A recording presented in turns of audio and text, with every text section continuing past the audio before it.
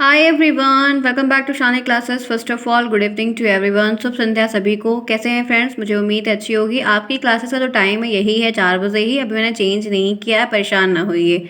एक दो दिन बीच में क्लास नहीं हो पाई क्योंकि 1.5 सेकंड का एग्ज़ाम है, तो उनके लिए ज़्यादा मेहनत करनी पड़ रही है, फिर आपके लिए नहीं हो पा रही है। लेकिन फिर भी मैं मैनेज कर रही हूँ कि आपको एक क्लास ज़रूर दे दूँ। तो जब तक एग्ज़ाम उनका 19, 20, 21 3 दिन एग्ज़ाम है, 21 के बाद प्रॉपर तरीके से होगी, तब तक के लिए आपको एक एक क्लास ही दे पाऊंगी। फ्रेंड्स समझने की कोशिश करिए। 21 के बाद करेंगे, बहुत टाइम है हमारे पास, आराम से कर लेंगे। वैसे मेरा कोर्स बहुत कुछ कंप्लीट भी हो चुका है, तो कोई प्रॉब्लम नहीं होगी, आराम से कर ले जाएंगे। ठीक है। आज यहाँ पर इस वीडियो में हम यहाँ पर शिक्षण अधिगम का आपको यहाँ पर विधियाँ जो थी, प्रविधियाँ, उनके बारे में बता रहे थे। 11 मैंने आपको टोटल इसके पहले की 11 बता दी है। प्लेलिस्ट बनी हुई है सभी सब्जेक्ट की। आप प्लेलिस्ट देखेंगे, डीलेट फर्स्ट सेमेस्टर 2022 बैच के नाम लिखा होगा। आपके 8 सब्जेक्ट की प्लेलिस्ट बनी हुई है, तो वहाँ पे आप देखेंगे तो आपको सब कुछ बहुत ईजिली अवेलेबल हो जाएगा, आपको प्रॉब्लम नहीं होगी। चलिए फ्रेंड्स, फिर स्टार्ट करते हैं आज की इस क्लास में। यहाँ पर आपको 50 नंबर का पेपर पढ़ाया जा रहा है। कोई दिक्कत होती है तो कमेंट बॉक्स में बताइएगा। आप सब जुड़े हैं शानी क्लास साथ। मैं हूँ शानी, स्वागत करती हूँ आपका अपने क्लासेस में। प्लीज़ फ्रेंड्स डेली टाइम पर आ जाइए। 4 बजे आपको टेलीग्राम पर अपडेट कर दिया जाता है क्लास होने वाली है, तो वहाँ से देख के आप टाइम पर अपना एक बार चेकआउट कर लिया करिए। फिर आपकी क्लासेस वैसे भी प्रॉपर तरीके से हो रही है। चलिए देखते हैं यहाँ पर क्या है। यहाँ पर पढ़ना है आज हमको प्रत्यक्ष विधि।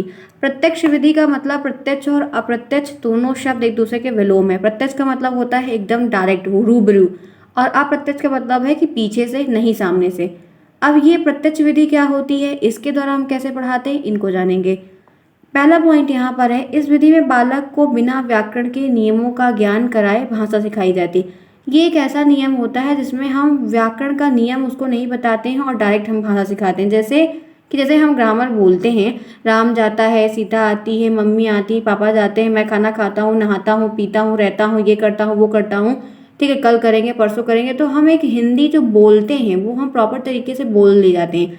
लेकिन अगर अभी इसी में से भूतकाल कब हो रहा है, वर्तमान काल कब हो रहा है, कौन सी क्रिया हो रही है, फिर अगर वो हमसे जब पूछा जाता है अचानक से, तो हम उसको नहीं बता पाते हैं। होता है ना हमारे साथ, जो हम ये सारे शब्द बोल रहे हैं, जो हम वाक्य बोल रहे हैं, जो कुछ भी कर रहे हैं, हिंदी ग्रामर है पूरा। लेकिन हमें हिंदी बोलनी पूरी आती है, लेकिन हमें ग्रामर नहीं आता है। तो हमको इस प्रत्यक्ष विधि में क्या होता है कि हमको भाषा सिखा दी जाती है, ग्रामर का रूल नहीं बताया जाता है। ग्रामर के रूल से हमको अवगत नहीं कराया जाता है। हमको डायरेक्ट बोलना सिखा देता है, बेटा इसको ये बोलते हैं, इसको ये बोलते हैं, और हम वैसा बोलने लगते हैं।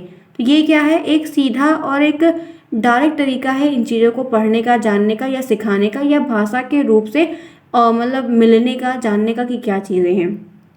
फिर देखिए, इस विधि में मातृभाषा की सहायता से नन लेकर विद्यार्थी को सीधे बार बार मौखिक और लिखित अभ्यास द्वारा सीखी गई नई भाषाएं सिखाई जाती हैं। ये एक ऐसी विधि होती है जिसका इस्तेमाल करके हम डायरेक्ट भाषा सिखा देते हैं। कोई भी भाषा हो, चाहे वो उर्दू हो, अवधी हो, जो है ये खड़ी हिंदी की बोली हो, कुछ भी हो, हम बिना उनके ग्रामर का रूल बताए उनको डायरेक्ट भाषा सिखा देते हैं, उनको पढ़ना सिखा देते हैं कि आना है, कब जाना है, जाना है, लड़की है तो आई है, लड़का है तो आता है, कब, ऐसा हम सिखा देते हैं, लेकिन उसके पीछे का रेफरेंस कभी नहीं बताते हैं। अब देखिए यहाँ पर है कि इस विधि का प्रयोग करके मातृभाषा को हम सिखा देते हैं, बच्चों को लिखवा भी देते हैं, मौखिक बोल के भी सिखा देते हैं, लेकिन हम व्याकरण के रूलों को उनको नहीं बताते हैं। इस विधि का निर्माण व्याकरण अनुवाद विधि के दोष को दूर करने के लिए किया जाता है। यह विधि जो डायरेक्ट विधि है, प्रत्यक्ष विधि है, इसका इस्तेमाल व्याकरण में जो दिक्कतें आती हैं, अगर हम बच्चों को भाषा व्याकरण पहले सिखाने के बाद सिखाएंगे तो बच्चे फिर दिक्कत करने लगेंगे, उन्हें टफ लगने लगेगा और भाषा भी नहीं सीख पाएंगे।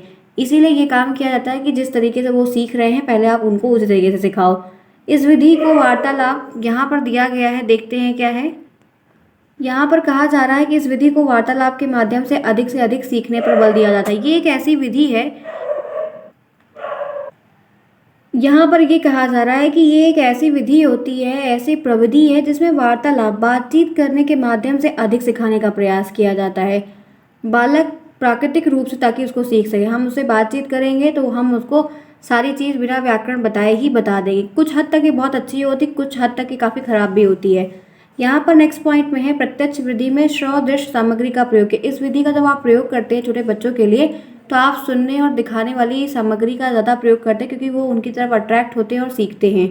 फिर कहा जा रहा है कि जिससे प्राथमिक कक्षाओं हेतु विधियाँ ये काफ़ी उपयोगी हो जाए, क्योंकि प्राथमिक कक्षा के बच्चों को उतना ज़्यादा ज्ञान तो होता नहीं है, इसलिए उनको जो चीज़ें आसानी होती है, ये होता है कि जब हम किसी बच्चे से कोई काम करवाना चाह रहे हैं, वो उस रूल के अकॉर्डिंग नहीं कर रहा है, तो हमें खुद ये होता है अच्छा वो जैसा कर चलना है, जैसा करना चाहे वैसा ही करवा दो, कहते हैं ना। तो वही चीज़ है, तो ये फिर इस्तेमाल किया गया, उसके बाद ये एक प्रविधि में आ गया। इस विधि में व्याकरण का ज्ञान अप्रत्यक्ष रूप से दिया। इस विधि में व्याकरण का जो ज्ञान है वो सामने नहीं, बस थोड़ा थोड़ा बताया जाता है, बहुत ज़्यादा नहीं, जितनी ज़रूरत उतना बताएंगे या इनडायरेक्टली रूप में सिखाएंगे।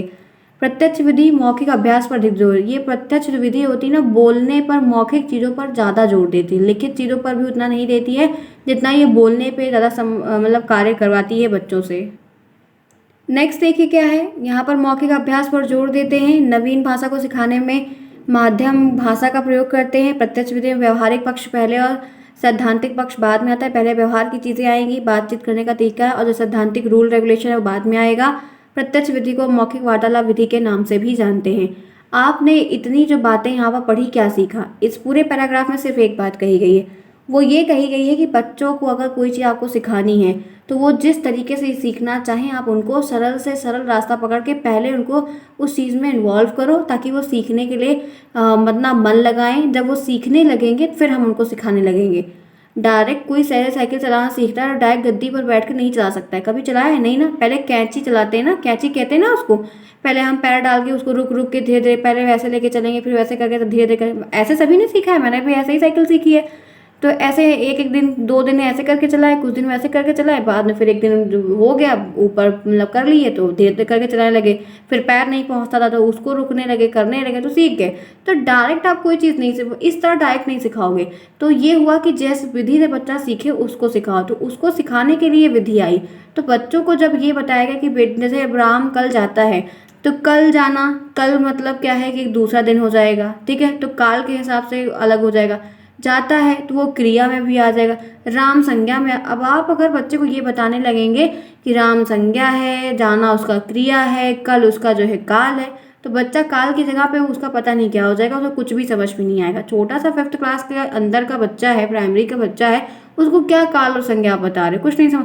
अब आप लिखोगे कि राम जाता है, राम देखो बेटा वो एक बच्चा है, वो जा रहा है, उसका नाम राम है, तो आप क्या कहेंगे, राम जा रहा है। तो इस तरह सिखाएंगे, बात करेंगे तो वो बोल लेंगे और सीख भी जाएंगे, वो भाषा को बोलते भी हैं। क्लास 1 का बच्चा, 4 साल का, 5 साल का रहता है, 2 का बच्चा, वो भी सारी हिंदी प्रॉपर बोलने लगता है धीरे धीरे करके, लेकिन उसको व्याकरण का ज्ञान नहीं रहता, उसको सिर्फ हिंदी भाषा आती है जो अपने परिवार से, स्कूलों से सीखता है। तो उस जो बोल रहा है वो है तो ग्रामर ही, लेकिन उसको पता तो नहीं है, वो हिंदी बोल रहा है। तो वही चीज़ यहाँ पर बताई गई है। तो पहले ये चीज़ सिखाते हैं टीचर्स लोग कि पहले इनको सिखाने का आदत डालो, बोलने का आदत, फिर हम इनको ग्रामर का रूल बाद में बता देंगे। यही है प्रत्यक्ष विधि। अब इनका उद्देश्य क्या है देखिए, यहाँ पर है प्रत्यक्ष विधि का मुख्य उद्देश्य, बालक दूसरी भाषा का ज्ञान अनुकरण द्वारा और प्रत्येक भाषा की तरह से सीख सकते हैं। अगर हमको दूसरी भाषा सिखानी, पहले मातृभाषा सिखा दो, उस पर काम कर दो, बाद में धीरे करके वो सीख जाएंगे ज़रूरत के हिसाब से। इसमें उद्देश्य यही रहता है कि पहले जो उनकी मातृभाषा उस पर आप काम करो, ताकि वो एक होता है ना कि पहले आप एक छोटी सी कड़ी पकड़वाओ, बाद में बच्चा फिर पकड़ते पकड़ते सीढ़ी चढ़ जाता है। तो उसी तरीके से है कि पहले जो चीज़ उनको आ रही है, जो आसान है, आप इनका मेन उद्देश्य यही था। डायरेक्ट का कार्य करने का तरीका यही है कि जो पहले उनको आ रहा है पहले आप वो उनको सिखाओ, बाद में आप सब कुछ बताना। तो इनका मेन उद्देश्य ये था कि मुख्य भाषा पे आप कार्य करो, सिखाओ, बाद में जो दूसरी भाषा है उनको बच्चे सीख जाएंगे। एक उद्देश्य था ये इनका। दोष क्या था इनका, इस विधि में अधिक से अधिक सुनने और बोलने पर बल। इसमें क्योंकि सुनना खूब है, आप सुनेंगे तभी आप सही बोलेंगे, तो सुनना और बोलना 2 क्रियाएं ज़्यादा हो रही हैं, और जो 2 क्रियाएं हैं वो थोड़ी कम हो रही है। लेखन और वाचन की जो बात है वो थोड़ा कम देखी जा रही है। फिर यहाँ पर क्या है, इस विधि में छात्रों को शब्दावली बहुत सीमित हो जाती है, क्योंकि इनमें हमको शब्दों का जो बड़ा बड़ा ज्ञान है वो लिखित रूप में या ग्रामर जब हम पढ़ते हैं तब पता चलता है, नहीं तो हम आम भाषा में बहुत शब्द का इस्तेमाल, टफ शब्द का इस्तेमाल नहीं करते हैं। जैसे फ्रेंड्स, जैसे अब इंग्लिश भाषा होती है, एक बेसिक इंग्लिश होती है, एक एडवांस इंग्लिश होती है। तो जैसे कि आप बहुत सारे वर्ड्स हैं, बहुत कुछ वर्ड है, अलग अलग चीज़ें हैं, उसी तरीके से हिंदी में भी होता है कि एक ही चीज़ का जैसे बहुत अधिक है, अत्यधिक है, बहुत सारे शब्द हैं ऐसे, आप हिंदी में भी इंग्लिश में देखेंगे। तो हम डेली जो शब्द का इस्तेमाल कर रहे हैं वो छोटे छोटे शब्द का इस्तेमाल कर रहे हैं, ठीक है। और जैसे गॉड, जैसे आपको बहुत सारे वर्ड हैं, क्या आपको बताऊं, जैसे आप कल देखिए जो है थैंक गॉड कहा जाता है, थैंक गॉड ना, हम गॉड को धन्यवाद देते हैं तो उसको लोग गुडनेस क्रिएशन कहते हैं, बहुत कुछ कहते हैं, बहुत सारे वर्ड्स हैं आपको, थैंक यू है, बहुत सारे वर्ड्स हैं जो अलग अलग इस्तेमाल किए जाते हैं। तो जैसे आई एम इंटरेस्टेड है, I am into, I like to, बहुत सारे से इंग्लिश के वर्ड हैं। तो हिंदी में भी ऐसे वर्ड्स हैं। तो लेकिन जब हम इनका इस्तेमाल करते हैं डायरेक्ट विधि का, तो हम टफ शब्द का इस्तेमाल करेंगे तो बच्चों को आएगा नहीं। तो हम भी सरल रास्ते पर चलते हैं और उनको सरल सिखाने का प्रयास करते हैं, क्योंकि हमारा मोटिव क्या रहता है कि अभी हम उनको सिखाएं। ठीक है, तो ये थोड़ा दिक्कत की भी बात है, क्योंकि बच्चे फिर आसान रास्ता पकड़ लेते हैं, उसके बाद टफ रास्ते के बढ़ते ही नहीं है। तो ये विधि है, देखते चलिए। प्रत्यक्ष विधि का एक आधी बार पूछा गया, डेली नहीं आता है, मतलब हर बार नहीं आया है। ये विधि आती है, लेकिन ये इंपॉर्टेंट है, ध्यान रखिए। अनुकरण विधि, अनुकरण का मतलब नकल करना, पीछा करना, हुबहू करके डिट्टो काम देखा देखी करना। ठीक है, अब इनको समझो, ये प्राथमिक के बच्चों के लिए बहुत इंपॉर्टेंट होती है। जैसे अनुकरण विधि का प्रयोग सामान्यतः भाषा और वाचन के लेखन भाषा में होता है। यहाँ पर ये कह रहे हैं कि अनुकरण विधि का जो आप मेनली प्रयोग देखते हैं ना, वो भाषण और वाचन में होता है। ठीक है, हम इन दोनों का जब प्रयोग करते हैं तब इनका ज़्यादा इस्तेमाल करते हैं। विद्यार्थी अपने शिक्षक का अनुकरण कर भाषण के कौशल का विकास करते हैं। टीचर का अनुकरण कर बच्चे उनके जैसा कार्य करने का प्रयास करते हैं। इस प्रक्रिया के द्वारा विद्यार्थी के व्याख्या में स्पष्टता आती है। जब जैसे पर टीचर बोल रहा है, टीचर एक्सप्लेन कर रहा है, अगर बच्चा भी उसी तरीके से नकल करके कार्य को करता है, तो उनकी जो बच्चों की व्याख्या होती है, जो कोई चर्चा होती है, उनमें स्पष्टता आती है कि वो क्या कहना चाह रहे हैं।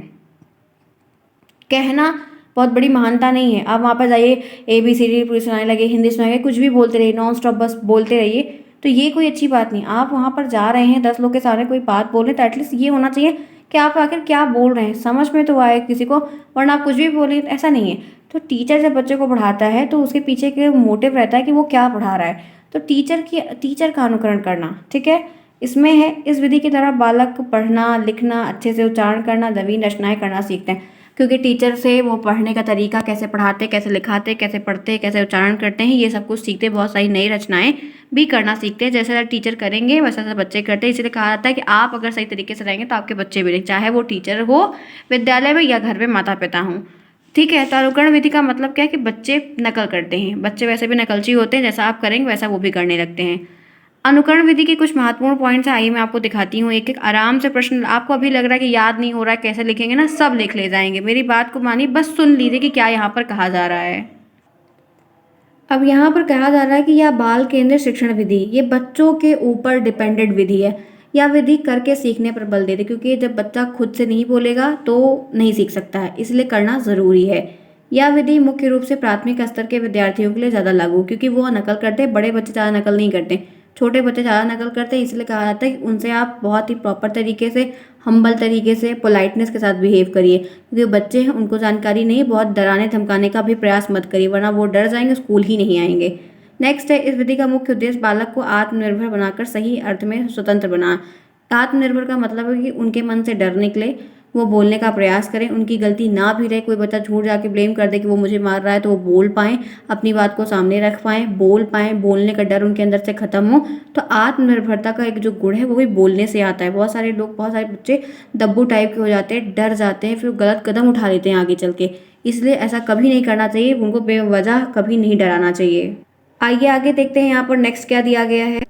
नेक्स्ट विधि के तौर पर है, इस विधि में मुख्य उद्देश्य उनको आत्मनिर्भर बनाना। बालक को उच्चारण हेतु ये विधि बहुत काफ़ी उपयोगी, जब हम बच्चों को उच्चारण करना सिखाते हैं या पढ़ना सिखाते हैं तो ये विधि काफ़ी महत्वपूर्ण होती है। नेक्स्ट और लास्ट पॉइंट यहाँ पर है, बुनियादी शिक्षा में अनुकरण विधि का उपयोग बहुत है। बेसिक शिक्षा मतलब एकदम शुरुआत से पढ़ाना जब होता है तब हम इनका प्रयोग ज़्यादा करते हैं। आइए फ्रेंड्स, फिर आगे बढ़ते हैं, देखते हैं यहाँ पर क्या है। तो आपकी 2 विधियाँ मैंने ख़त्म की, अनुकरण विधि और प्रत्यक्ष विधि। तीसरी विधि यहाँ पर आज की ह्यूरिस्टिक विधि। यहाँ पर देखिए क्या है, इसका अन्य नाम अन्वेषण विधि या खोज विधि है। ह्यूरिस्टिक विधि, अन्वेषण विधि, खोज विधि सब एक ही है, नाम अलग। नाम मतलब कई सारे हैं, है एक ही विधि। ह्यूरिस्टिक विधि की खोज किसने की? आर्मस्ट्रांग ने की। ये टेट में, डीलेट में, सुपर टेट में बहुत आता है, सी टेट में भी आता है, ध्यान रखिएगा। ह्यूरिस्टिक जो है वो एक ग्रीक भाषा का शब्द है, आपको बहुविकल्पी में आ सकता है। ह्यूरिस्टिकस से बना है, जिसका मतलब होता है मैं खोजता हूँ। अर्थ क्या होता है? मैं खोजता हूँ। इनके बारे में 1-2 बार प्रश्न बना है, आपको बता देते हैं, मे भी आ जाए इसलिए आपको पता रहे। मैं आपको सारे पॉइंट फ्रेंड्स इसलिए बता रही हूँ कि आप नए हैं, आपको जानकारी नहीं है। हो सकता है कि कुछ चेंजेस के साथ प्रश्न आ जाए, क्योंकि मैंने तो पेपर बनाना नहीं है, बनाना तो PNP को है, तो कहीं चेंज ना हो जाए, इसीलिए आपको सारी विधियाँ बता दे रही हूँ। आप हर एक चीज़ को जाकर देख लीजिए, छू लीजिए, आपके टच में वो ज़्यादा अच्छा है। नहीं आएगा तो वो बहुत अलग बात है, लेकिन पता होना चाहिए कि हाँ ये विधि एक बार आपने देखी है, इसीलिए आपको हर एक पॉइंट बता रही हूँ। सारे एग्जाम में नहीं आएंगे, ये मैं खुद क्लियर कर रही हूँ, लेकिन आपको रिवीजन करना और सारे पॉइंटों से कम उनको एक बार अपनी आंखों से देख लेना। अच्छा ये भी विधि हाँ थी, मैम ने बताया था। तो कुछ अगर आप सुने रहेंगे तो वहाँ एग्जाम में अगर आ जाता है और कोई हेल्प नहीं मिल पाती, तो कम से कम अगर एक बार थोड़ा सा ध्यान अपने दिमाग पर जोर लगाएंगे तो आपको वो चीज़ याद आ जाएगी। इसीलिए मैं आपको बता रही हूँ, और कोई रीज़न नहीं है। सारी विधियाँ नहीं आएंगी, जो इतनी विधि मैं आपको बताती चली आ रही हूँ 16-15 विधि, इसमें तो आएगा 5-6 ही, सारा नहीं आता। लेकिन मेरा काम है बताना, तो मैं आपको बताऊंगी, आपको ध्यान से बस देख लेना है, ठीक है। किसी को कोई प्रॉब्लम नहीं होनी चाहिए। पहला सेमेस्टर है, बहुत फोकस के साथ करें। जितना आप अच्छा पहले सेमेस्टर में गेन कर ले कार्य कर लेंगे ना, उतना आप सेकंड में और मेहनत करेंगे। अब देखिए यहाँ पर क्या है, ह्यूरिस्टिक विधि में महत्वपूर्ण फैक्ट क्या है, बालक समस्या का समाधान स्वयं निकालता है। बच्चा जो होता है ना, वो अब ऐसी खोज जब होने लगेगी तो खोज में क्या होगा, कोई दिक्कत हो रही है तो हम खुद खुचर पुचर करने लगते हैं, होता है ना। हमें कोई चीज़ नहीं आ रही है, हम कोई चीज़ तो बड़े से पूछेंगे, कोई बड़ा नहीं बताया तो सर्च करेंगे, इनसे पूछेंगे उनसे पूछेंगे, तो हम अपनी समस्या का समाधान करने के खुद काबिल बन जाते हैं इस विधि के द्वारा। ह्यूरिस्टिक विधि में करके सीखने के सिद्धांत पर आधारित है, क्योंकि आप जितना करेंगे, कहते हैं ना जू जू खर्चे त्यों त्यों बढ़े, बिन करते कट जाए। तो हम जितने अपने दिमाग को खर्च करते हैं ना, उतना दिमाग हमारा बढ़ता जाता है। तो हम जितना करेंगे वो सारी चीज़ें से कोई भी चीज़ हो वो हमें उतनी ही आती जाएगी। यहाँ तक क्लियर हुआ फ्रेंड, समझ में आया? आसान है, बहुत सिंपल सी बातें हैं बताई जा रही हैं। आगे आइए, नेक्स्ट देखिए क्या है, विश्लेषण विधि। अब ये विधि क्या होती है, विश्लेषण विधि का दूसरा नाम तार्किक प्रतिपादन विधि है, ठीक है। विश्लेषण विधि में पाठ्य वस्तु को छोटे छोटे टुकड़ों में रखकर समस्या का हल करते हैं। ये एक ऐसी विधि है जो प्राथमिक पर ज़्यादा लागू होती है और बड़ी समस्याओं में बहुत लागू होती है, क्योंकि छोटे बच्चे हैं, एक साथ पूरी प्रॉब्लम को नहीं सॉल्व करते, इसलिए इनकी प्रॉब्लम को छोटे छोटे टुकड़ों में बांट दिया जाता है। पहले अगर बच्चों को कलम सिखाना है तो कलम अलग अलग वर्ण आप बताते हैं, डायरेक्ट बताएंगे तो उन्हें कभी नहीं आएगा। तो यहाँ पर जब ऐसी कोई समस्या आ जाती है तो इस विधि में तर्क को देते हुए छोटे छोटे टुकड़ों में बांट देते हैं, फिर वो काम भी आसान हो जाता है और हमारी जो समस्या है वो भी हल हो जाती है। इससे क्या होता है, बच्चे प्राथमिक से ही चीज़ सीख जाते हैं, तो आने वाली समस्याओं का बढ़ती हुई उम्र के साथ जो समस्याओं का भंडार बढ़ता जाता है, फिर वो उसको भी वैसे ही करके सॉल्व करने लगते हैं, चाहे वो पढ़ाई के पर्सपेक्टिव से हो या किसी और पहलू के साथ हो, ठीक है। ये है विश्लेषण विधि। इनमें देखिए सिद्धांत में ही विश्लेषण विधि का सिद्धांत जो चलता है, मतलब जिसपे कार्य होता है, वो ज्ञात से अज्ञात की ओर। ज्ञात का मतलब होता है कि जो चीज़ें हम जानते हैं, अज्ञात का मतलब जो चीज़ें हम नहीं जानते। जैसे कभी हम किसी रास्ते पे जाते रहते हैं तो कभी कभी ऐसा होता है कि हम ये रास्ता जानते हैं, हम इससे जा रहे हैं, लेकिन वहाँ पे कभी आगे चल के हम भूल जाते हैं, यहाँ पर हम 5 साल 10 साल पहले गए हैं, तो वहाँ पर और भी रास्ते में, या तो हम वहाँ किसी से पूछेंगे या गूगल मैप का इस्तेमाल करेंगे, अब तो टेक्नोलॉजी है। लेकिन कभी कभी क्या होता है कि हमें रास्ता दिखाया जाता है तो हम सोचते हैं कि चलो इस रास्ते पे गए हैं, ठीक है, मतलब ये है कि गए हैं तो कहीं ना कहीं वहाँ पर है, तो जाएगा तो कहीं तो खुलेगा रास्ता। तो हम आगे अनजाने में, कभी कभी अनजाने में क्या है, जानबूझ कभी कभी हम एक अलग जगह चले जाते हैं जहाँ पर हम नहीं जानते हैं, तो हम ज्ञात से अज्ञात, ये तो रास्ते की बात हो गई। कभी कभी ऐसा भी हमारे साथ होता है कि हम थोड़ी बहुत जानकारी के साथ अपने आगे बढ़ते हैं, अपने कार्य को आगे बढ़ाते हैं, और फिर हम धीरे धीरे करते करते हम बहुत जो चीज़ें नहीं जानते हैं वो भी हम वहाँ तक पहुँच जाते हैं, क्योंकि हम उस रास्ते पे लगे रहते हैं। तो वही है कि ज्ञात से, क्योंकि बच्चों को भी इसी टेक्नोलॉजी के पद्धति का इस्तेमाल करके पढ़ाया, जो चीज़ वो जानते हैं उन्हीं का इस्तेमाल करके पढ़ाया जाता है। डायरेक्ट आप नहीं जानने वाली चीज़ को बताएंगे तो बच्चों को कभी आएगा ही नहीं, ठीक है। इसीलिए पूर्व ज्ञान की जाँच की जाती है। चलिए फ्रेंड्स, फिर आगे बढ़ते हैं। आपको थोड़ी सी कुत्ते की डॉग की आवाज़ आए, क्योंकि मेरे आसपास में बड़े बड़े 2 सरकारी ऑफिस हैं, वहाँ पे गार्ड के तौर पर गार्ड और कुत्ते रखे गए हैं, और एक आध दो घर में भी है, तो जिसकी वजह से ये थोड़ा सा साउंड है, मैं मना नहीं कर सकती हूँ, इसलिए थोड़ा सा डिस्टर्बेंस है। इसलिए जब कुत्ता बोलता है तो मैं और तेज़ बोल देती हूँ कि आपको आवाज़ डिस्टर्ब ना करे, लेकिन फ्रेंड्स मेरे हाथ में नहीं है, एक जानवर है, उसकी आवाज़ नहीं बंद कर सकते, तो प्लीज़ थोड़ा सा मैनेज करिए, ठीक है। अब देखिए क्या करते हैं, अब 1 दिन डांटेंगे 2 दिन डांटेंगे, कितने दिन, इंसान तो है नहीं, कुत्ता है वो। चलिए देखिए इनके बारे में कुछ महत्वपूर्ण बातें। ज्ञान का विखंडन किया जाता है, इसके द्वारा जो बड़े बड़े ज्ञान हैं उनको तोड़ तोड़ कर पढ़ाया जाता है। विश्लेषण विधि में वृत्त की परिधि और व्यास के संबंध में बताया जाता है, क्योंकि ये देखिए परिधि निकालते हैं तो पहले त्रिज्या एक त्रिज्या निकालेंगे तो आप सबकी परिधि बता लेते हैं, उसी तरीके से यहाँ पर ये कार्य किया जाता है। आप अगर रेडियस निकाल लेंगे तो डायमीटर अपने आप बता लेंगे, क्योंकि ये आपका रेडियस इतनी आप बता लेंगे तो ये निकल जाएगी, तो ये तो बता ही लेंगे ना, यही ये डायमीटर होता है, इसका आधा रेडियस होता है, तो वही चीज़ है।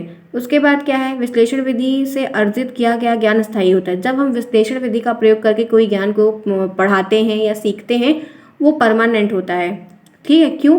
क्योंकि हम उनके छोटे छोटे पहलुओं पर मद्देनजर रखते हुए कार्य करते हैं, सीखते हैं। कोई दिक्कत आती है वहीं पर तुरंत पूछते हैं अच्छा ये क्यों हुआ, अच्छा इसमें कुछ और कर दे तो, इसका क्या कर दे तो। जब छोटे छोटे खंडों में ही जब सारे पैराग्राफ की दिक्कत को दूर कर देंगे तो पूरी स्टोरी तो समझ में आ ही जाएगी ना आपको। तो वही चीज़ इस पे कार्य करती है। ठीक है, आगे देखिए नेक्स्ट यहाँ पर क्या है। विश्लेषण विधि सूखी घास से तिनका निकालना नहीं पड़ता है, बल्कि तिनका स्वयं घास से बाहर निकलता है। ये एक ऐसी विधि होती है कि हमें इसमें दिक्कतों को छांटना नहीं पड़ता है। हम एक पैराग्राफ को सॉल्व करते जाते हैं। जैसे कोई काम बनाना है, कोई पार्ट को बनाना है, जैसे कोई पजल वाला गेम आता है जिसको एक एक कड़ी जोड़नी रहती है, तो हम एक एक को जोड़ते जाते हैं, एक एक को शुरुआत करते हैं, फिर हमको मिलता है अच्छा यहाँ पर ये नहीं सेट होगा, यहाँ पर ये सेट होगा, यहाँ पर। फिर धीरे धीरे करके वो हमको पूरा ढांचा अपने आप ही बन जाता है। उसी तरीके से क्या है कि हम कोई चीज़ पढ़ते हैं, पढ़ाते हैं, तो हम समस्या को डायरेक्ट लेकर नहीं परोसते हैं, धीरे धीरे करके चलते हैं, तो समस्या अपने आप होते होते होते होते वो पूरी कंप्लीट निकल के आपका उत्तर हो जाता है और आपका काम बन जाता है। वो समस्या फिर आपको छोटी लगने लगती है क्योंकि आपने उसको खंडों में देख लिया। ठीक है, क्लियर? चलिए, यह विधि गणित में होती है, हाँ, क्योंकि गणित में ये होता है कि हम स्टेप पे, मैथ पे होती है ना, मैथ स्टेप मार्किंग पे काम करता है। तो मैथ में जैसे डिफरेंशिएशन, इंटीग्रेशन होगा, आप जानते होंगे। तो इतने बड़े बड़े डिफरेंशिएशन, इंटीग्रेशन, इक्वेशन वगैरह होते हैं। तो क्या कभी कभी ऐसा होता है कि हम करते रहते हैं, स्टार्टिंग से हम करते करते सही आ रहा है, ठीक है, हम शुरू से किए सही सही पूरा करते हैं, लेकिन बीच में थोड़ा सा दिक्कत हो गई तो फिर हमने वहाँ पर ही करेक्ट कर लिया। बाकी हमने देखा क्योंकि अंतर जैसे आपका उत्तर जो है थोड़ा दशमलव में चेंज हो गया, किसी में एक दो आगे पीछे हो गया, तो होता है कि थोड़ी सी गलती कहीं किए होंगे, तो वहाँ पर जाके करेक्ट कर लेते हैं। तो इस तरह हमको क्या होता है कि ऐसे दिक्कत समझ, जैसे आपको जैसे बताऊं कि जैसे आप बड़ी बिजली का तार एक मल्टी प्लग ले लीजिए, उससे आप ढेर सारी जगह पर सर्किट दिए और सब जगह तार का जा रहा है वायरिंग, तो सब लाइट जल रही है, खासकर झालर वगैरह जब लगाते हैं या कोई और काम करते हैं तो। लेकिन एक जगह नहीं जा रही है, तो आप वो डिटेक्ट कर लोगे ना, वो चीज़ पकड़ लोगे ना आप। तो यही मैथों में भी बहुत होता है। मैथ में मेनली हम इस तरीके का इस्तेमाल करते हैं क्योंकि मैथ स्टेप मार्किंग पे काम करती है, हम स्टेप बाय मैथ में सीखते हैं। तो जहाँ पर हमें दिक्कत होती है हम हर तरीके के दिक्कत को समझते चलते हैं, हम वहाँ पर डिटेक्ट भी कर लेते हैं, आसानी से सुधार भी लेते हैं। ठीक है, चलिए, 16वीं विधि संश्लेषण विधि है। अब ये क्या होती है?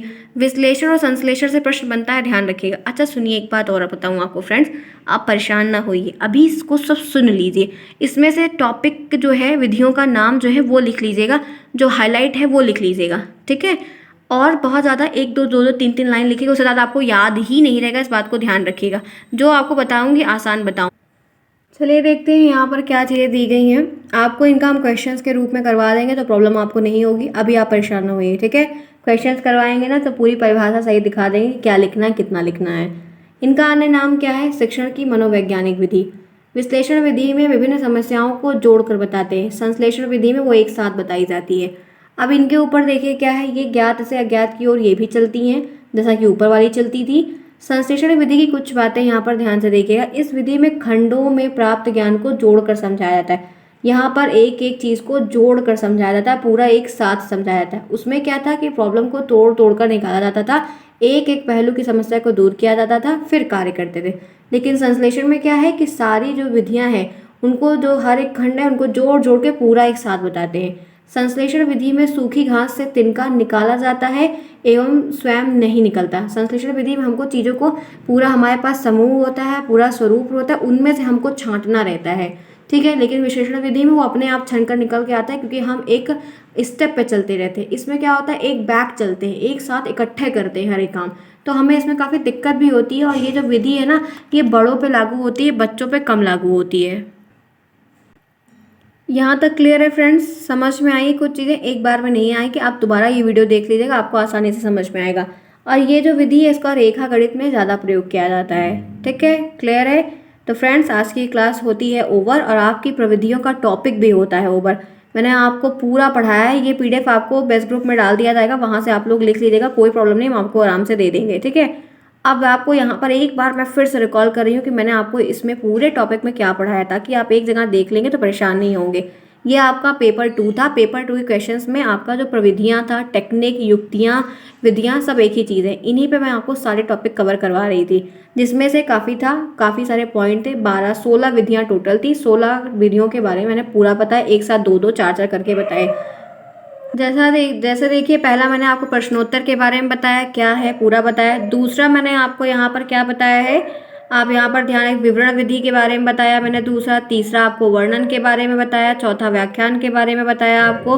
पांचवा मैंने आपको यहाँ पर जो है देखते हैं कहाँ पर है, कहानी कथन विधि के बारे में, कहानी कथन प्रविधि इनके बारे में पूरा बताया, इनके गुणदोष के बारे में पूरा बताया। उसके बाद मैंने आपको अवलोकन विधि बताई ये क्या होती है, फिर उदाहरण प्रविधि बताई ये क्या होती है, खेल विधि के द्वारा कैसे सिखा सकते हैं ये बताया, समूह चर्चा वाद विवाद क्या है ये बताया, प्रयोगशाला प्रविधि ये भी बताया आपको। फिर मैंने आपको प्रोजेक्ट विधि बताई है, ये वाली विधि पूरी बताई कि प्रोजेक्ट वगैरह क्या होता है, क्या सिखाते हैं इसमें। फिर आज ये प्रत्यक्ष बताया, प्रत्यक्ष के बाद मैंने आज अनुकरण बताया, अनुकरण के बाद मैंने आपको ह्यूरिस्टिक विधि बताई, विश्लेषण विधि बताई और लास्ट में मैंने आपको संश्लेषण विधि। तो 16 विधियां इस टॉपिक में थी। ये टॉपिक होता है आज पूरा ओवर। मैंने 3-4 वीडियो में पूरी बात एक्सप्लेन करके बताई आराम से, ताकि आप अच्छे से कर लें, आपको किसी दिक्कत का सामना ना करना पड़े। तो ठीक है फ्रेंड्स, फिर आज की क्लास करते हैं ओवर। कोई प्रॉब्लम होती तो कमेंट बॉक्स में पूछिएगा। मिलते हैं नेक्स्ट में, तब तक के लिए take care. Thanks for watching to everyone, bye bye.